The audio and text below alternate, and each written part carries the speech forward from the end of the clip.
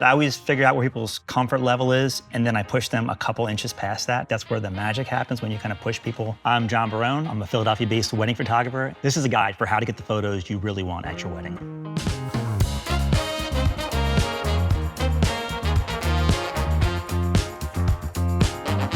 The best starting point is really just going through portfolios. If you can see yourself in those images, then you're probably in the right place. I don't think you should ever hire anybody that you think is just talented. I really feel like it has to be someone you'd grab a coffee or a beer with. The things that vary photographer to photographer in terms of style are how they approach the day. Is it a very formal interaction with their clients? How do they pose them? But it's also how they light their shots is really important. I tend to lean toward a lot of ambient light. I try to not be very gear heavy, but some photographers really rely ultra heavy on gear. The shots can be really epic, but it gives you less room for variation. You really want to tell the story of the entire day. So that means establishing shots of the venue, establishing shots of the ballroom, but also the smaller details too, like the rings, details of embroidery on a sari. The way I do it, spend an hour and a half, and I break that down as 30 minutes of details, 30 minutes of the bridesmaids getting ready, and then 30 minutes of them helping the bride get ready. And then in the groom's world, it's very similar. And then the next part of the day is a first look.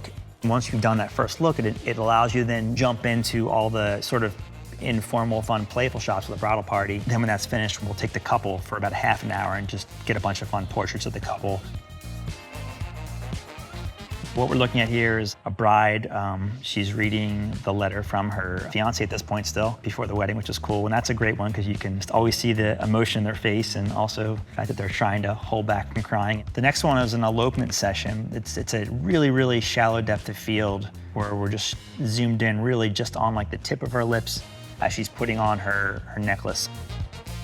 So the top picture is after we got the bride in her dress, we took her down this staircase and then we found a spot in the building across the way where we were just behind the scenes peeking into a room. The groom is kind of the same thing. It's not like he's not front and center looking at us. We're just sort of like off to the side, sort of behind the scenes. You should always talk to your photographer about, risk and reward. No one ever does the safe thing and gets an epic picture. They have to put themselves out there.